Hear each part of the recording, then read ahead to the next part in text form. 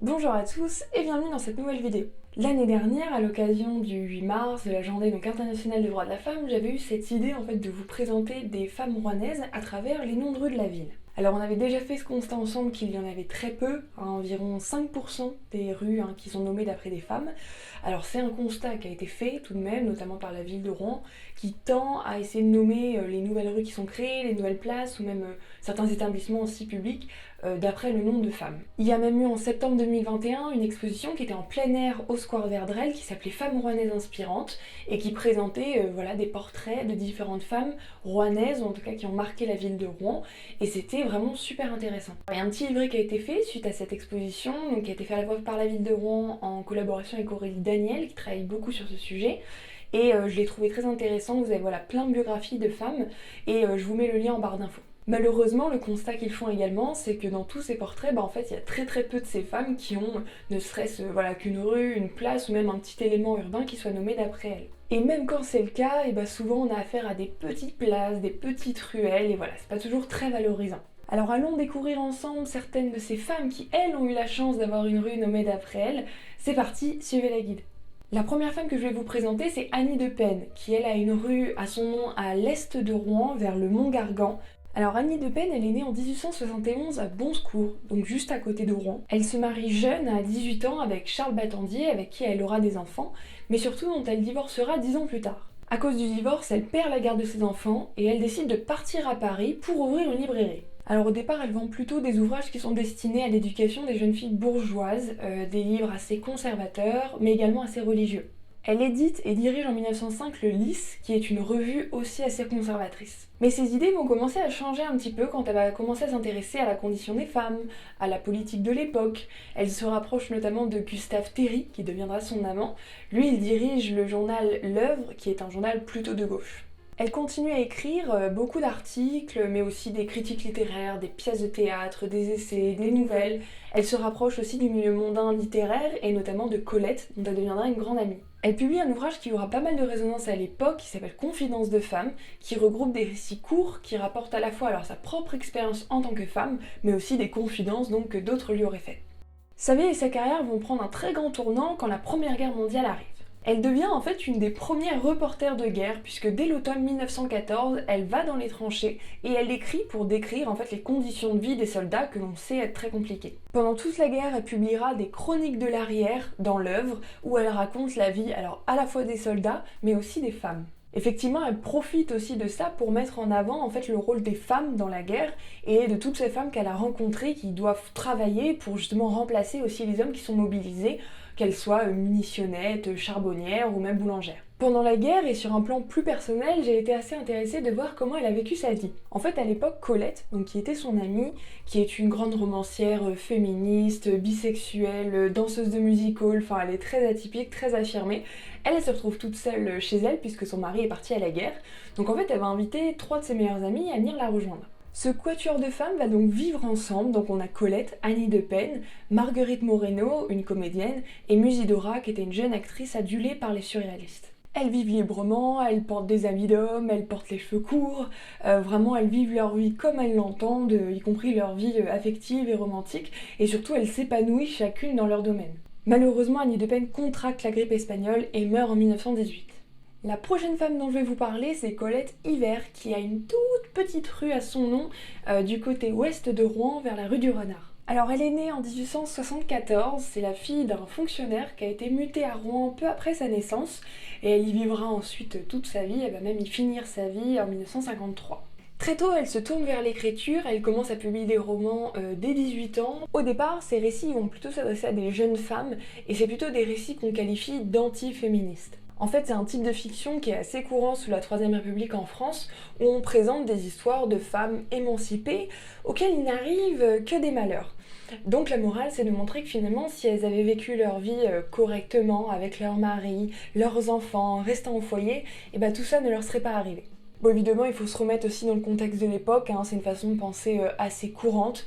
Elle, en plus, elle a une éducation très traditionnelle, catholique, et puis elle essaye aussi de se faire sa place, et elle écrit un peu ce qui se fait aussi à l'époque. On peut pas dire par la suite qu'elle soit devenue la plus grande militante féministe qu'on ait jamais vue, mais en tout cas elle va quand même pas mal se remettre en question, et c'est le cas notamment avec l'ouvrage Princesse de science, pour lequel elle recevra le prix Femina en 1907.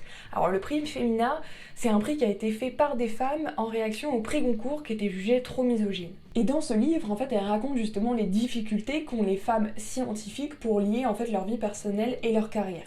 Par la suite, elle va rentrer dans le jury de ce prix Femina, elle est restée jusque dans les années 50, donc mine de rien, elle va quand même contribuer à la réflexion autour de la condition féminine, et au moins dans la littérature.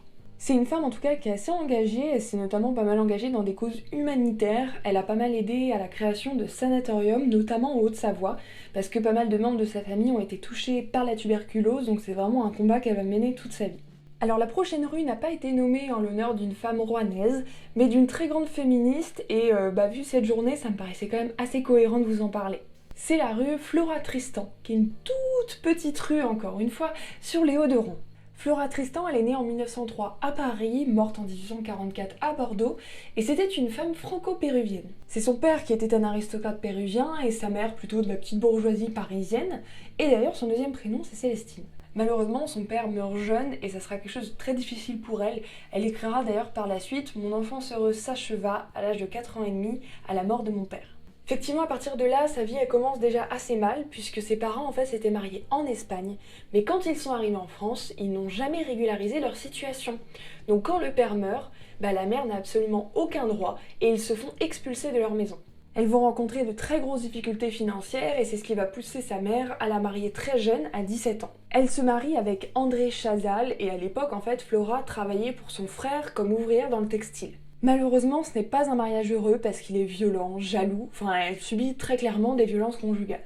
Parallèlement à cette vie donc quand même très triste et très dure depuis déjà son enfance, elle se plonge beaucoup dans la littérature, dans les livres, pour aussi un peu s'échapper de la réalité. Heureusement, elle va réussir à fuir son mari et à obtenir quelques années après la séparation de biens, ce qui lui permet un petit peu plus de liberté. Alors ils ont eu 3 enfants ensemble et elle va les confier en fait à un moment donné à sa mère pour partir voyager, s'éduquer.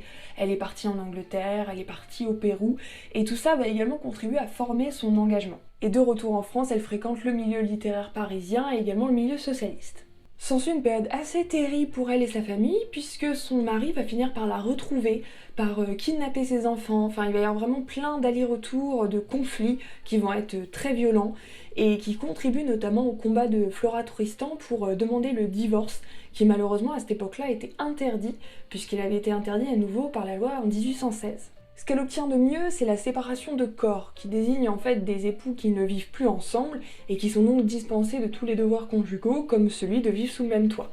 Donc finalement, à l'époque, c'est ce qui se rapproche le mieux d'un divorce. Ça aurait pu finir très mal et très vite surtout parce que son mari ne supporte pas cette décision et va lui tirer dessus. Elle va être blessée très gravement, heureusement elle s'en sort et lui va être envoyé en prison pour le reste de sa vie.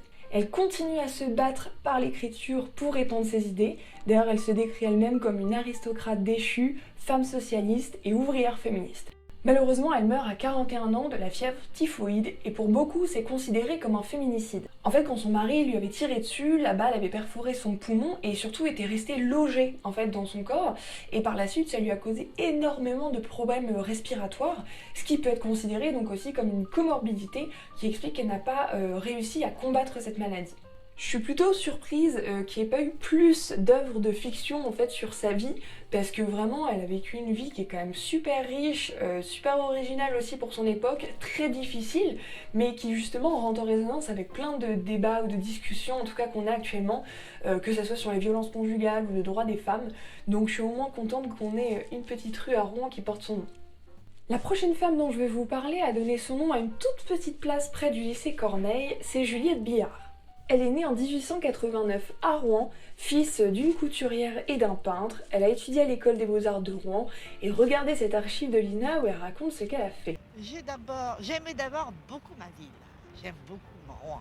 Et puis alors j'ai fait des études d'architecture très sérieuses et d'archéologie. mais d'architecture surtout, parce que j'étais première femme architecte de France, admise à l'École nationale d'architecture. Ça a dû faire du bruit, ça. Ça fait beaucoup de bruit, même en Angleterre, parce que j'ai reçu des félicitations. Comme elle l'a dit, elle a donc été la première femme à être reçue à l'École nationale des beaux-arts en 1914. Malheureusement, la guerre mondiale fera que les cours seront interrompus, donc elle mettra un petit peu plus de temps à avoir son diplôme, et vers 1920-21, elle devient la première femme architecte de France. Alors même si elle a travaillé comme architecte, c'est pas forcément ça qui résume sa carrière. En réalité, elle a fait beaucoup de choses.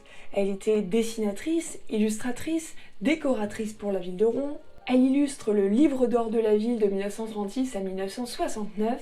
Elle a été professeure à l'école des beaux-arts de Rouen et également maquettiste, notamment pour les cortèges des fêtes Jeanne d'Arc de Rouen. Donc vous voyez, elle a vraiment fait beaucoup de choses et elle aimait vraiment profondément sa ville. D'ailleurs, elle a fait énormément de dessins, d'aquarelles où elle représente ses rues, ses monuments. Elle est décédée à Rouen en 1975 et pour lui rendre hommage, il a donc été décidé en 2016 de nommer cette petite place donc d'après elle. Alors déjà, c'est une toute petite placette qui est pas forcément très visible et très belle d'ailleurs, mais le pire c'est qu'elle a disparu. Et oui, en 2020, en fait, il y a eu des travaux à cet emplacement et en fait, on a complètement enlevé ce qu'il y avait, donc en fait, il n'y a plus de place, donc plus de plaques. Alors je trouve ça super dommage, mais bon, évidemment, la place a le droit de disparaître, hein, la ville évolue, c'est normal, mais je pense quand même qu'on devrait y remédier et trouver un endroit qu'on pourrait nommer d'après elle, que ce soit une rue, une place, ou même pourquoi pas un établissement public. Enfin, en tout cas, je trouve ça dommage pour une femme qui a tant marqué la ville de Rouen, qui l'a tant servi, qui était tant attachée, de n'avoir rien qui lui rend hommage finalement. Pour finir, j'avais envie de vous présenter une femme qui n'a pas de rue à son nom à Rouen, mais qui, je pense, pourrait mériter un petit hommage. Enfin, en tout cas, c'est ma proposition du jour. Je voulais vous parler de Suzanne Duchamp, qui est une artiste, et son nom vous dit peut-être quelque chose puisqu'elle vient d'une famille assez connue. C'est la petite fille du peintre Émile Frédéric Nicole, et parmi ses frères, on compte le peintre cubiste Jacques Duchamp, qui est plus connu sous le nom de Jacques Villon, le sculpteur Raymond Duchamp-Villon, et le plus célèbre, c'est sûrement le peintre et plasticien Marcel Duchamp. Alors la famille, elle est originaire de Blainville-Crevon, qui est une commune qui est sur le nord-est de Rouen, et c'est leur grand-père qui va notamment participer à leur formation artistique en finançant une partie de leurs études, et Suzanne, comme ses frères, va étudier à l'école des beaux-arts de Rouen à partir de 16 ans. Au départ, elle est plutôt inspirée par l'impressionnisme, le cubisme, elle est très douée. Elle va se marier à 21 ans et finalement elle divorce très vite, elle décide de partir pour Paris, elle rejoint son frère Marcel qui habite là-bas aussi et elle décide de développer sa carrière artistique en tant que peintre. À 22 ans d'ailleurs, elle fait partie des très rares femmes qui exposent au Salon des Indépendants à Paris. Elle participe ensuite à pas mal d'expositions, enfin ça marche plutôt bien, mais malheureusement arrive la Première Guerre mondiale. À partir de là, elle devient infirmière à Paris et elle arrête complètement de peindre. Après la guerre, elle reprend la peinture, mais son art va pas mal changer. Elle peint par exemple ce tableau qui s'appelle La multiplication brisée et rétablie, qui montre qu'elle se tourne désormais plutôt vers le dadaïsme, comme son frère d'ailleurs Marcel, qui est plutôt un courant qui essaye de briser en fait les conventions esthétiques, artistiques. Elle meurt en 1963, mais en 1967, son frère Marcel crée une exposition pour rendre hommage à sa famille, donc qui s'appelle Les Duchamp. Elle sera exposée au Musée des Beaux-Arts de Rouen et ensuite au Centre Georges Pompidou à Paris. Deux de ses frères sont célébrés à Rouen, puisqu'on a la rue Jacques Villon et l'esplanade Marcel Duchamp qui sont autour du Musée des Beaux-Arts, donc on attend son tour. Voilà, et j'espère qu'avec cette vidéo vous aurez découvert des portraits de femmes, comme vous le voyez, très inspirantes.